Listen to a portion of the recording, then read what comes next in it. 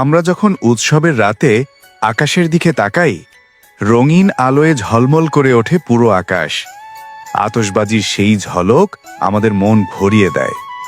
কিন্তু জানো কি, সেই আলো তৈরি করতে কত মানুষ প্রতিদিন সূর্যের তাপে ধুলামাটির মধ্যে কাজ করে যায় নিঃশব্দে, মন থেকে? দেখো, এই ভিডিওতে দেখা যাচ্ছে সেই পরিশ্রমের গল্প।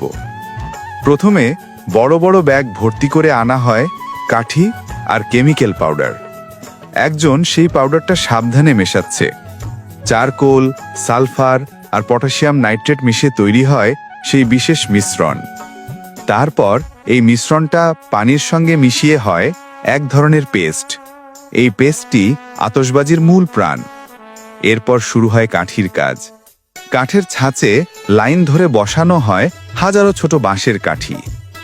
এক একটা কাঠি যেন এক একটা আলো হয়ে জন্ম নিতে যাচ্ছে।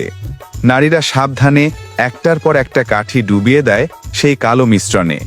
হাত, জামা সব কালো হয়ে যায়, কিন্তু তাদের মুখে আছে একটাই তৃপ্তির হাসি। তারপর রোদে শুকানো হয় কাঠিগুলো।